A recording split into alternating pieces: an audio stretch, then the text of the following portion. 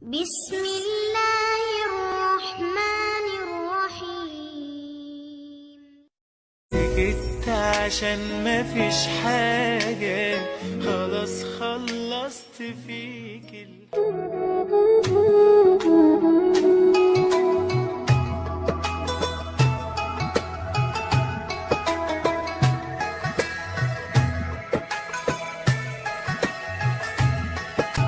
Assalamualaikum warahmatullahi wabarakatuh.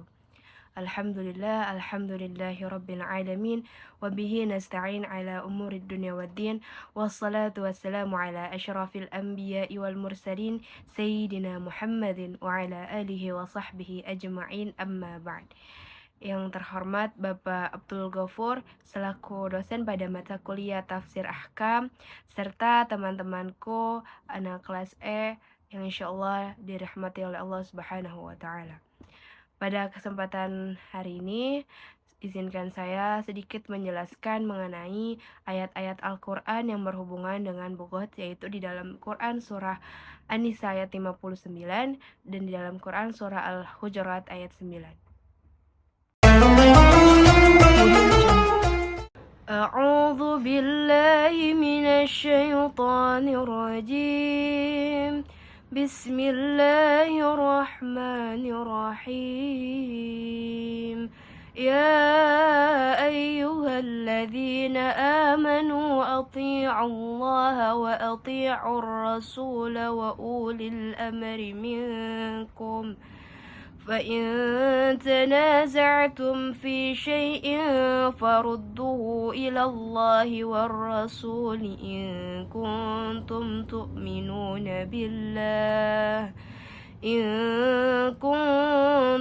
تؤمنون بالله واليوم الآخر ذلك خير وأحسن تأويلا.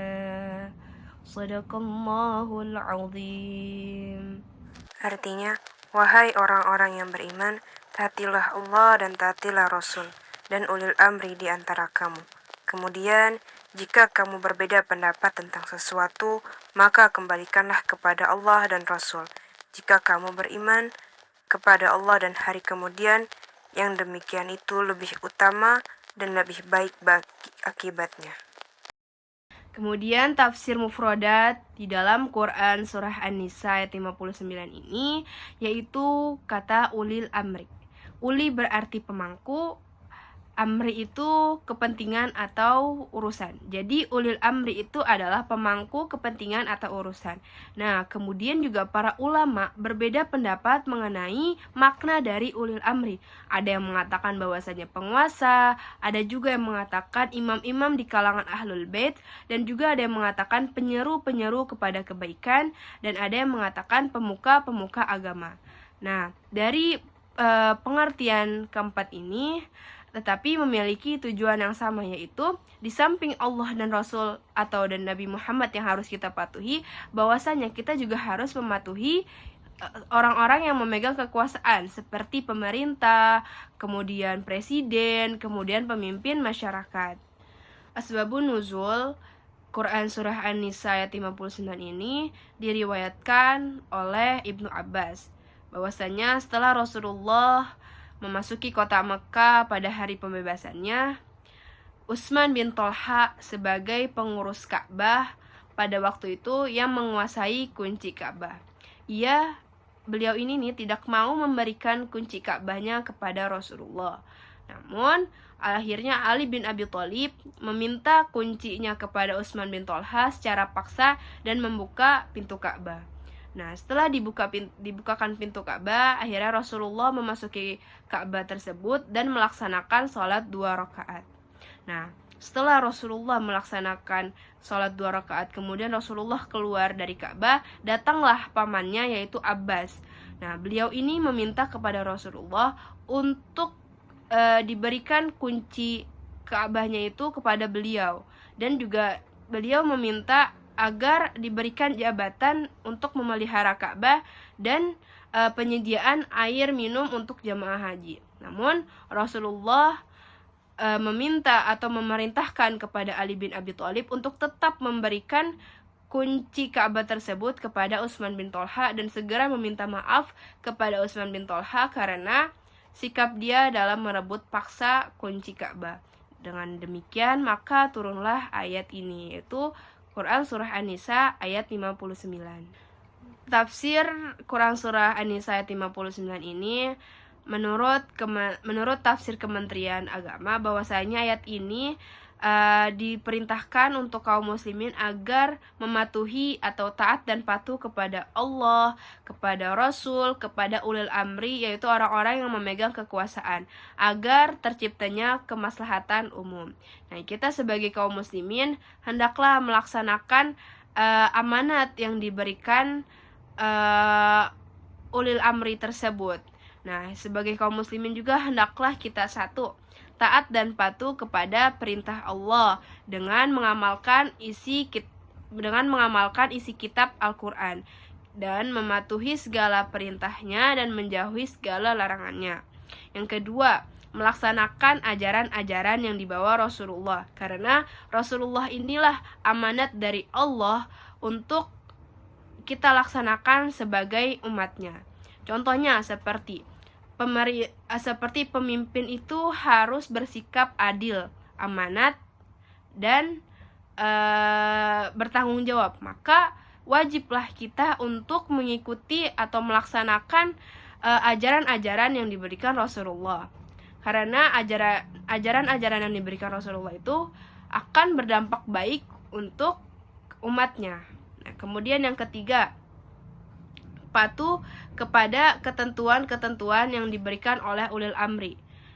Contohnya seperti pemerintah menyuruh kita untuk melaksanakan sesuatu yang sesuai dengan syariat agama. Maka kita ini sebagai umatnya wajib, sebagai rakyat wajib mengikuti perintah yang diberikan oleh pemegang kekuasaan ini. Tetapi jika pemegang kekuasaan ini menyuruh kita untuk melaksanakan sesuatu yang bertentangan dengan Al-Quran dan Al-Hadis atau dengan sunnah-sunnah Rasul, maka kita tidak diwajibkan untuk melaksanakan perintah tersebut. Jadi kita juga harus melihat dulu terlebih dahulu apakah perintah yang diberikan pemimpin ini sesuai dengan syariat Islam atau tidak. Kesimpulan dari tafsir Quran Surah An-Nisa ayat 59, yang pertama, Allah mewajibkan kepada setiap muslim yang memikul amanat agar melaksanakannya dengan jujur, baik amanat dari Allah maupun amanat dari sesama manusia. Yang kedua, Allah memerintahkan kepada setiap kaum muslimin agar berlaku adil dalam setiap tindakannya.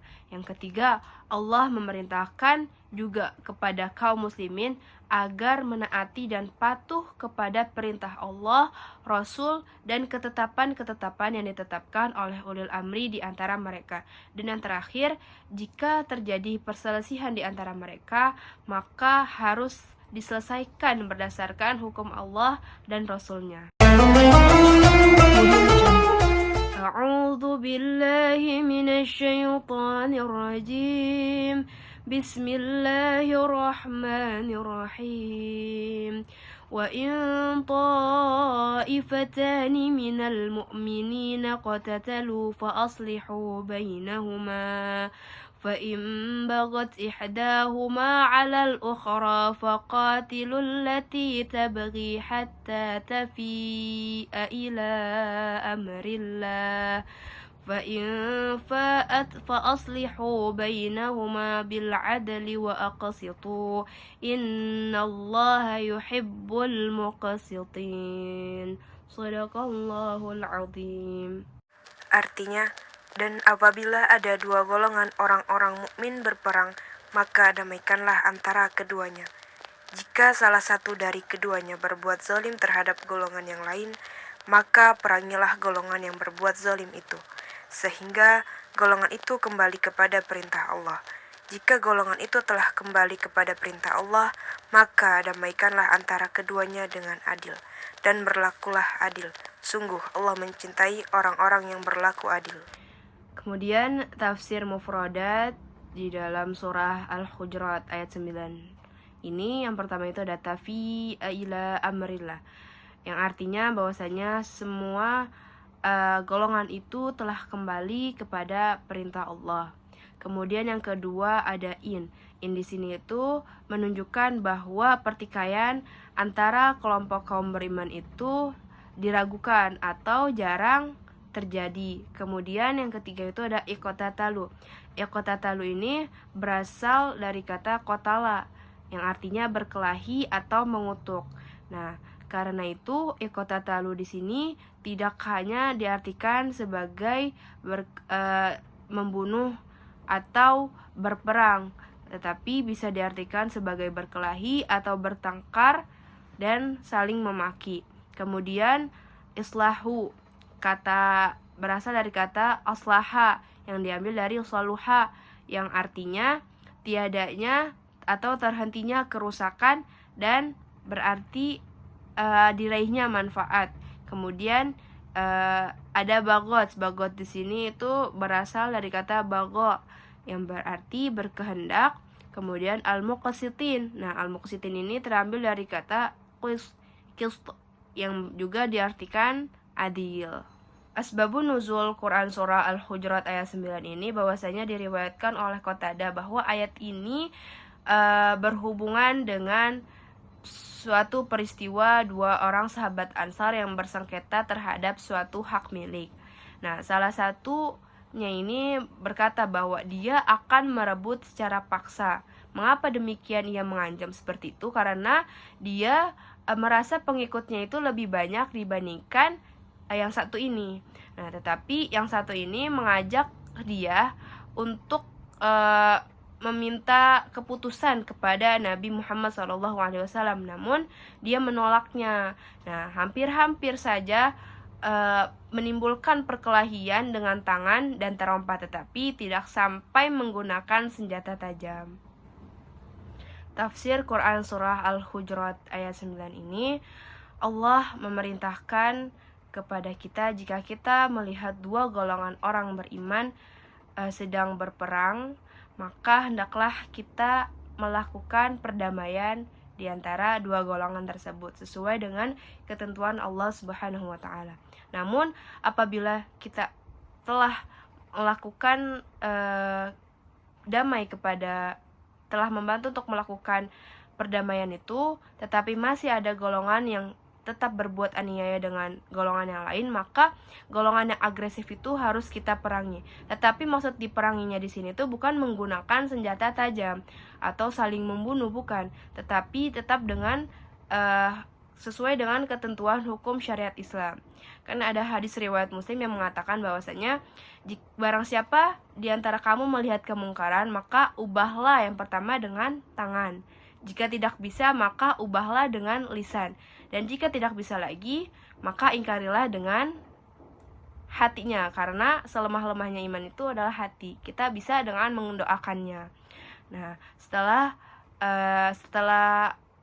jika sudah keduanya berdamai, maka kita harus berlaku adil kepada keduanya agar tidak terjadi lagi permasalahan tersebut. Kesimpulan dari Quran surah Al-Hujurat ayat 9 ini, bahwasanya Allah itu memberikan peringatan agar jangan mudah menerima berita dari orang-orang fasik tanpa kita mengecek terlebih dahulu kebenarannya, karena hal itu bisa memakan korban dan juga menjadi penyesalan di diri kita. Terus yang kedua, sebagai orang muslim itu kan kita bersaudara, maka kita berkewajiban untuk memelihara persaudaraan itu. Alhamdulillah telah selesai saya memaparkan tafsir mengenai Quran surah An-Nisa ayat 59 dan Quran surah Al-Hujurat ayat 9 mengenai bobot. Apabila terdapat kesalahan atau kekeliruan dengan apa yang saya jelaskan tadi, mohon dibukakan pintu maaf sebesar-besarnya. Wassalamualaikum warahmatullahi wabarakatuh.